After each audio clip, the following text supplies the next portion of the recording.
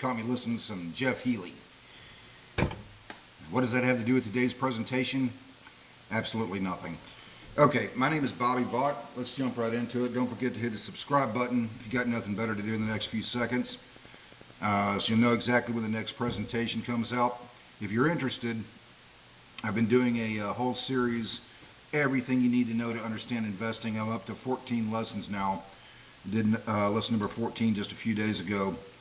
Uploaded it. I'll put a link to lesson 1 in the description below, and then in addition to that, each lesson has a link to the next lesson, so they're all very easy to find. But today's presentation is not about that. Okay, let's jump right into it. The 75% myth is what I call it. Sometimes you hear different figures.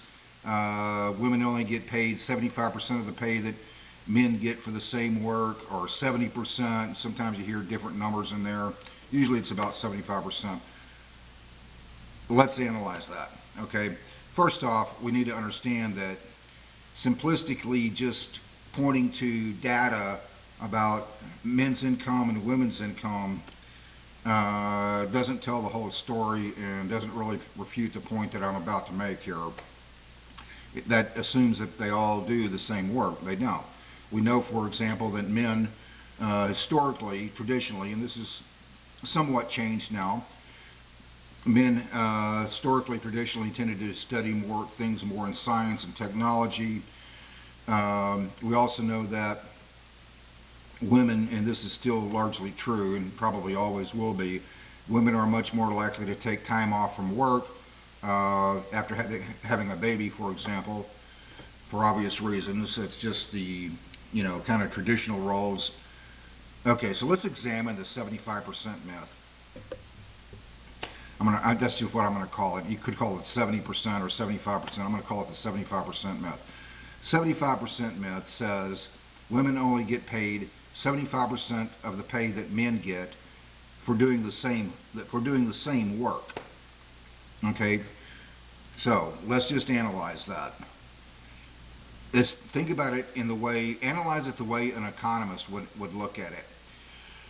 That would mean that every business owner or every business exec, private equity, public equity, would have had to all get together some clandestine meeting and said, okay, we're all going to only pay women 75% of the pay that men get for doing the same work, and we're going to stick to that, including women who own businesses.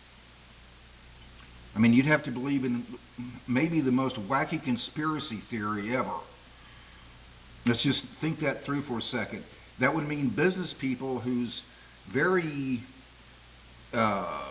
most of their thought processes go into analyzing costs. Where can I save on this? How can I expand on that? How many business owners do you know, if it were true that women only got paid 75% of the pay that men get for doing the same work, male unemployment would account for all of the unemployment rate, and female unemployment would account for none of it. Think about it. If you had a factory making widgets, okay, and it were true that women only commanded 75% of the pay that men get for the same work, there wouldn't be a man working in your plant if you could help it. First thing you would do is just hire all women. I mean, why would you want men working in your plant? What for? You would hire all women until you couldn't find any more women to hire, and then you would hire men. Where is there a place out there where you know of where they put out a sign that says, okay, employment, apply here, men start at $12 per hour, women $9. Or men start at $20 per hour, women $15. Where is there a place that you know of in your town or city where they hire exclusively women, and it's expressly for the purpose of saving on labor costs? Where? I'm in Corpus Christi, Texas. None around here. It's not the oil refineries over there on I-37. They're there for a reason, because it's It's has, you know, there's access to water to the channel. It's not at the convenience store down the street. It's not at the grocery store over there. Where is there a place one place that you can think of where where one business owner says, you know what, I'm going to deviate from that. I'm going to hire or attempt to just hire exclusively women for the purpose of saving on labor costs. Well, why wouldn't they? I mean, you would have to believe that every single business owner out there in the whole, let's just stick to the United States, every single business owner in the entire country, you know, never occurred to them one time, well, let's save on labor costs and just hire exclusively women.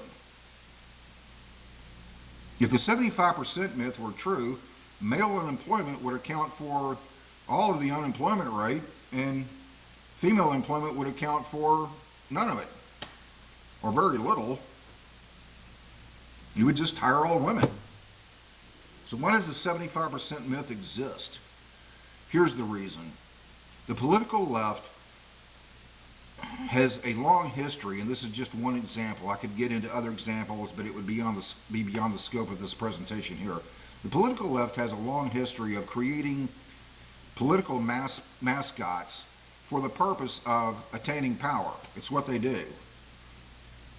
A political mascot. In this case, if you want equal pay, better vote for me. Political mascot.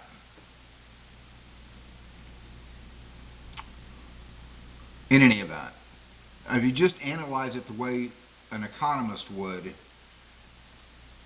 and we're all economists at some level, if you just analyze it as the way an economist would, the 75% myth is a myth. It makes no sense.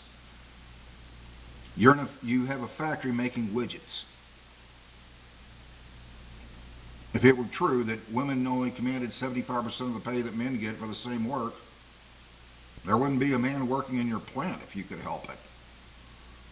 What for?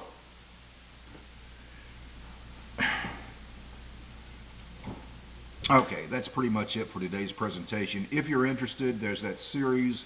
I'll put a link to lesson 1 in the description below, and everything you need to know to understand investing. In addition to that, every lesson has a link to the next lesson. They're all easy to find. So, I'm going to go back to listening to Jeff Healey now. I'm playing Blue Jean Blues. Until next time, I hope life is treating you well. See you then.